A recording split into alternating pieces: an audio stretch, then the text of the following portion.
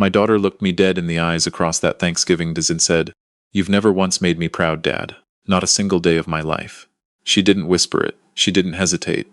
She said it the way you'd correct a wrong order at a diner. Flat, certain, unbothered.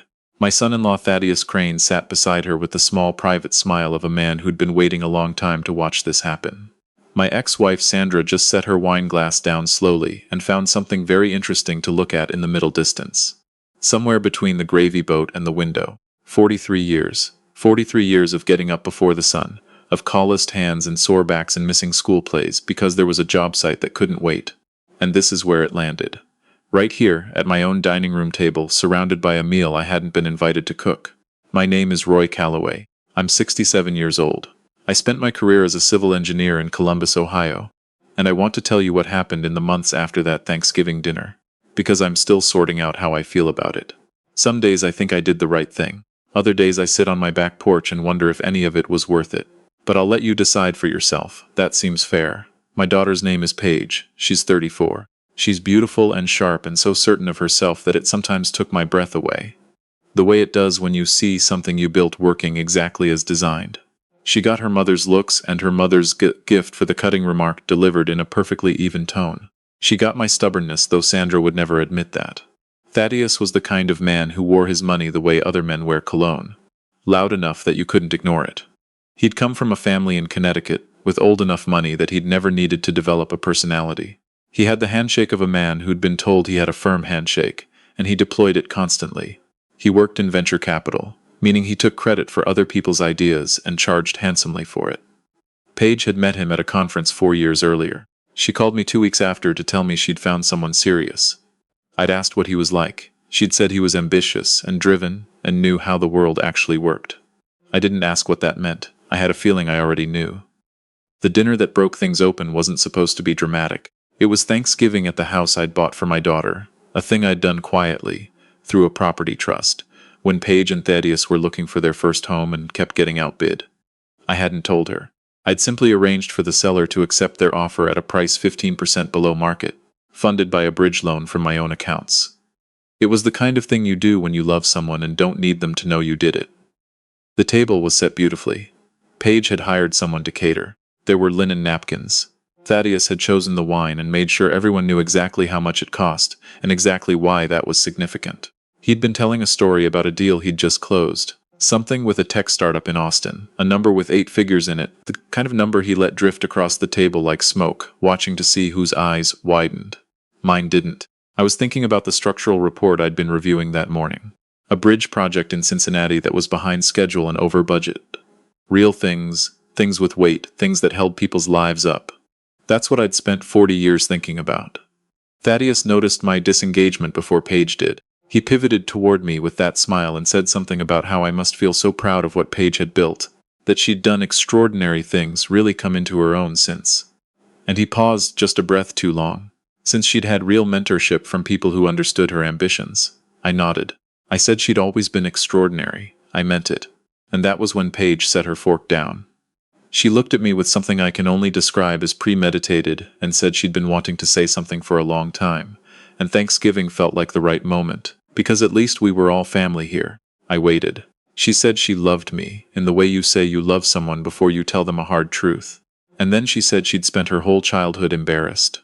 She said I showed up to her school events in work clothes smelling like a job site.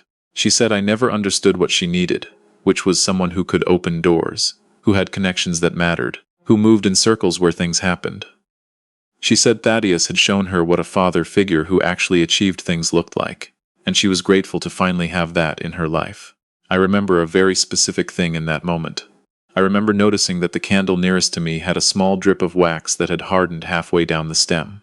I stared at it. I thought about the physics of it. I thought about viscosity and cooling rates.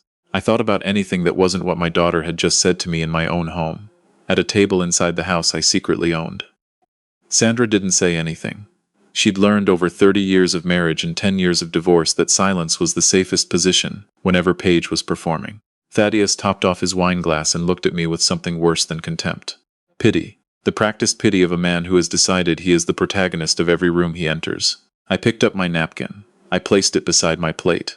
I stood up and the chair made no sound because I pushed it in carefully, and I am a careful man. I looked at Paige, and I wanted to tell her something, but I couldn't find the version of it that wouldn't break everything. So I just said it was a lovely meal and that I hoped they enjoyed the rest of their evening, and I left. Through the front door of a house whose mortgage, unbeknownst to my daughter, still carried my fingerprints. I drove home on 315 northbound with the radio off. The city looked the way it always looks at night. A grid of light and shadow, infrastructure humming along, bridges and overpasses holding their quiet weight above the dark river. I'd worked on 2 of those bridges. Nobody knew that either. My house is a 1962 ranch on the north side. The one I designed modifications to myself and rebuilt one room at a time over 20 years. It's not impressive to people who don't know what they're looking at. To me, it's the truest thing I've ever made. I went inside and I sat at my desk in the back room, and I didn't turn on the television, and I didn't pour a drink. I sat with what I knew, and what I knew was a great deal. Paige believed she and Thaddeus had found their house through luck and good timing. They had not. She believed his venture capital fund had organically discovered her tech consulting company and invested in it 2 years earlier. That was also not entirely accurate. She believed the commercial office space they leased for her business was managed by an independent property group. It was not. Let me explain, because this is the part that matters. When Paige launched her consulting firm 3 years ago, she had a strong concept, real expertise, and very little capital. She'd come to me once, guardedly, and asked if I had any connections in investment circles. I told her my money was in conservative retirement accounts and municipal bonds, which was true of some of it. She seemed unsurprised by this. She called me cautious and said she'd figure it out another way. What she figured out was that a mid-sized fund called Meridian Venture Partners had reached out to her through a mutual contact at a Columbus networking event. Meridian had expressed genuine interest. They'd done due diligence. They'd offered her a seed round of $800,000 in exchange for a 30% equity stake.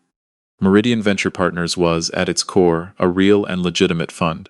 What Paige didn't know was that the fund's lead investor in her specific deal, the anonymous LP who'd backed her round, was a trust I'd established 4 years earlier through an attorney in Delaware named Franklin Rowe, who'd been quietly helping me structure assets since Paige was in college.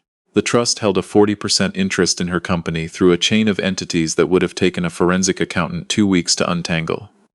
I hadn't done it to control her. I'd done it because I could see her company had real potential, and I wanted to make sure it had the runway it needed without my daughter, knowing her father had put his thumb on the scale. She was proud. I respected her pride. I just couldn't let it get in the way of something that might otherwise fail for purely financial reasons. The office space came later. There was a commercial property on Dublin Granville Road that I'd purchased through another entity years before Paige ever needed it. When she was looking for space, I made a quiet call and arranged a favorable lease rate through the management company. She'd told Thaddeus they'd gotten lucky with the location and the price.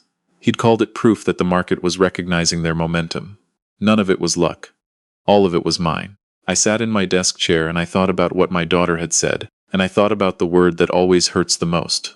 Not because it's untrue, but because of where it comes from. I hadn't achieved anything visible. I hadn't built an empire with my name on it. I'd spent 40 years building things you drive across in the rain without a second thought, and I'd spent the last several years quietly keeping my daughter's dream alive from a safe, anonymous distance. And the man she'd held up as a model of achievement, Thaddeus Crane, with his Connecticut money and his Austin deal and his wine, he explained to people. His one significant venture was Paige's company. He hadn't brought his own capital to the fund. He'd brought relationships and confidence and exactly the kind of energy that convinces other people to write the check. The check, ultimately, had come from me. I called Franklin the next morning. He answered before I'd finished saying good morning, which meant he'd been expecting this call. I told him what had happened. He listened without interrupting, the way good attorneys do. When I finished, he was quiet for a moment, and then he said he was sorry. He'd met Paige twice, at signings, and he'd liked her. He'd hoped, he said, that she was one of those kids who figures it out on their own eventually. I told him I'd hoped so too. Then I told him I wanted to begin a careful review of every position tied to my daughter's business ecosystem. Not a demolition, a review. I wanted to understand exactly what happened if certain structures were altered or dissolved, what the exposure was, what the timeline would look like. I wasn't pulling triggers yet, I was an engineer. I wanted to see the load calculations before anything moved. He said he'd have a full memo to me by Thursday. It was ready by Tuesday. The picture it painted was precise. If my trust divested from the Meridian round, Paige's company would face a capital call it couldn't meet with its current cash reserves. It wouldn't collapse immediately, but it would face a restructuring within 60 to 90 days. The office lease, which was month to month on my end despite being structured as annual for hers, could be terminated with 60 days' notice. The property bridge loan on the house, the one that had made their purchase possible, had been quietly rolled into a note held by one of my holding entities. The note was current, but it was callable. I wasn't going to call it. I want to say that clearly. I'm not a cruel man. But I needed to know exactly what I was looking at before I decided what, if anything, I was going to do. And here's where I want to be honest, because if I'm telling this story, I want to tell it right. Part of me, a cold, clean, mathematical part, understood that what I'd built was a kind of trap, even if I'd never intended it that way. I'd shielded my daughter from consequences so efficiently that she'd never felt the weight of the floor beneath her. She thought she was standing on her own 2 feet. She was standing on mine. And that was not entirely her fault. Thanksgiving was on a Thursday. The following Monday, Thaddeus called me. I was surprised. We spoke maybe 3 times a year, and it was always cordial in the way that things are cordial when both parties have decided that politeness is more useful than honesty. He asked if I had a few minutes. I said I did. He said he and Paige had talked, and they both felt the dinner had ended abruptly, and that he hoped I understood she'd said what she'd said from a place of love. I let that sit in the air for a moment. He said they'd also been going over their financial picture, and there was a short-term thing, a timing issue with a capital call from Meridian, and he was wondering if I had any liquidity I might be willing to deploy as a bridge for a few weeks. And there it was.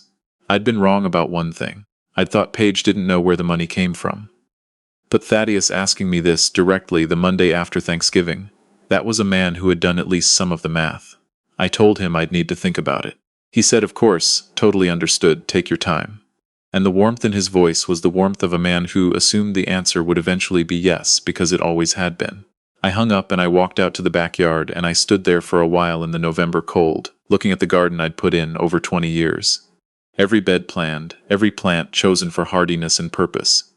I thought about the things you build and the things you let go of, and the difference between the two. I called Franklin that afternoon. I told him to begin a structured divestment of my trust's position in the Meridian round. I told him I wanted it done cleanly and correctly. No fire sale, no drama, proper notice as required by the operating agreement. I wanted every step to be above board. I wanted there to be nothing my daughter could point to and call illegitimate. I also told him I wasn't calling the house note, and I wasn't terminating the office lease yet. I wanted Paige to understand what was happening in stages, the way a real structural failure actually unfolds. Not all at once, not a collapse, but a series of clear signals that a man who was paying attention would not miss. Franklin said he'd move slowly and correctly. I said good, that was all I needed. The divestment notice went out 3 weeks later. Meridian's managing partner, a straightforward man named Hennessy, who'd always liked Paige, called her directly. He explained that the lead LP in her round had elected to exit their position per the rights outlined in the shareholder agreement. The fund would need to either bring in a replacement investor or structure a buyout of the stake. He was sorry, he said. He wished he had more warning. She called Thaddeus before she called me. That's what Franklin told me later, when the timeline came together through various channels. Thaddeus apparently told her not to panic, that he had relationships, that he could make calls. He made the calls. The calls went nowhere, because venture capital relationships, it turns out, are transactional in both directions. And Thaddeus had spent several years trading on his wife's company's reputation without doing much to build his own. She called me a chi on a Tuesday evening. Her voice was controlled but barely. She explained the situation quickly and efficiently, the way she handles things when she's frightened but won't say so. She asked if I knew anything about who the anonymous LP in her original round had been. I told her I thought we should meet in person. She was at my house the next morning. She wore no makeup and sat in the kitchen with her hands wrapped around a coffee mug, and she looked, for the first time in a long time, like the girl who used to sit in this same kitchen and do homework at this same table. It hurt in a way I hadn't prepared for. I told her everything. I did it the only way I knew how, clearly in order with documentation. I pulled up Franklin's memo on my laptop and I walked her through it line by line. The trust, the Meridian round, the property bridge, the office lease. I didn't editorialize. I just showed her the wiring behind the walls. She didn't speak for a long time when I finished. When she did, her first words were not what I expected. She didn't argue and she didn't cry. She said very quietly that she needed to understand why. And that question, why, was the one I'd been preparing for without knowing it, for 3 years, maybe longer. I told her the truth. I told her I hadn't done it to own her. I'd done it because I could see something worth preserving, and I didn't know how else to help without her refusing it. I told her I'd made the same mistake a lot of fathers make. I'd confused protecting someone with believing in them. Those two things are not the same. One says I love you. The other says I don't think you can do it without me. And I hadn't meant the second thing, but I'd built it anyway. She sat with that for a while. Then she asked about Thaddeus. I told her what I knew. His stake in the company was tied to equity he'd negotiated personally. His position was legitimate and his own. But his income, for the past 18 months, had come almost entirely from a consulting arrangement he'd structured with her company. A company that now needed to restructure. The Connecticut family money he referenced so often was older than it was large, and the generation before him had made it smaller. He wasn't broke, but he was considerably less than he appeared. Paige set her coffee mug down very carefully. She looked out the kitchen window at the backyard, at the garden beds I'd built. She was quiet for long enough that I started to feel the cold in the room. Then she said something I'll carry for the rest of my life. She said, "I think I've been watching the wrong person." We sat in that kitchen for another 2 hours. We talked about things we hadn't talked about since she was in her 20s. What she'd actually wanted, what I'd actually meant, all the places where those things had passed each other in the hall and never introduced themselves. It wasn't a reconciliation. It wasn't a neat ending. It was two people who loved each other working out that they'd both been speaking a language the other one couldn't quite hear. I told her the divestment would proceed. That was already in motion and I wasn't going to reverse it. But I told her also that the trust's exit was structured as a sale back to the company at a favorable valuation, meaning she'd actually come out of it with a cleaner cap table and no obligation to me financially. I'd arranged it that way on purpose. The point had never been the money. She asked what the point had been. I told her I didn't fully know yet, that sometimes you do things out of love, and it takes years before you understand exactly what kind of love it was. Thaddeus called me twice in the weeks that followed. I didn't answer. Franklin handled the communication that needed to happen professionally. There was nothing personal left between us worth a phone call. Paige and Thaddeus went through a period I watched from a careful distance. She didn't tell me much during those months, and I didn't ask. She was working, her company restructured. She brought in 2 new investors, found them herself, pitched them without my involvement, and closed the round on a Wednesday morning in February. She texted me a single sentence, closed it. "Thank you for stepping back." I read it 3 times standing in my kitchen and then I put the phone down and went outside. The spring was early that year. There were things beginning to come up in the garden that I'd planted the fall before and wasn't sure would take. I stood there in the early morning cold and watched a pair of cardinals argue over the feeder, and I thought about what it means to build something that holds. Sandra called me a few weeks later. Not about Paige or not only. She said she owed me an apology for Thanksgiving, for staying quiet when she should have said something. I told her it was all right, I meant it. She'd spent 30 years of marriage being the person who held the peace, and old patterns are hard to revise. She asked if Paige and I were okay. I told her I thought we were getting there. That it was slow, and that slow was probably right for something that had been a long time coming. She said she was glad. There was a sincerity in it that made me remember the woman I'd married, before everything got complicated and then uncomplicated in the wrong direction. I got a letter from Paige in April, handwritten, on good paper. She thanked me for the things she hadn't been able to see. She said she was still angry about some of it, the deception, the years of not knowing, and she wanted me to understand that the anger was real and she wasn't going to pretend otherwise. But she also said something I hadn't expected her to say. She said she'd started to understand, in the months since, the difference between someone who helps loudly and someone who helps silently, and that she was beginning to see what the second one costs the person doing it. She didn't say I was right. She didn't say I was wrong. She said she was figuring it out. That seemed like the most honest thing either of us had managed in years. I pinned the letter to the corkboard above my desk, next to the structural drawings and the project timelines, and a photograph of the first bridge I ever worked on, a concrete span in rural Indiana that most people have crossed without ever knowing its name. It has held for 31 years. It will hold for 30 more, in all probability, if they maintain it right. I'm not sure I know what the lesson is, even now. I think it might be this. The things you build in secret will eventually see the light. That's not a warning and it's not a promise. It's just what happens. You can spend a lifetime laying foundations for someone else, and the question is never whether they'll find out. The question is what you both do when they do. I had a choice, after that Thanksgiving dinner, to let things run or to let things be revealed. I chose revelation over ruin. I've spent some time wondering if I chose correctly, and I think the honest answer is that I'll be wondering for a while. Maybe that's okay. The engineers I respect most are never fully satisfied with a structure they've built. They just keep checking the load-bearing walls. So I'll ask you what I genuinely want to know. Do you think I should have told her from the beginning, just laid it all out and trusted her to handle it? That's option 1. Or do you believe the way I did it? Quietly, then slowly, then all at once, was the only way someone that proud would ever hear it. That's option 2. Or maybe you think the real failure here was Thaddeus, a man who let a woman carry the real weight while he took the credit, and everything else is just the story around that story. That's option 3. Leave me a comment. Tell me where you're watching from and what time it is where you are. Because I've learned that these stories find people in the strangest corners of the world. And that means something to me.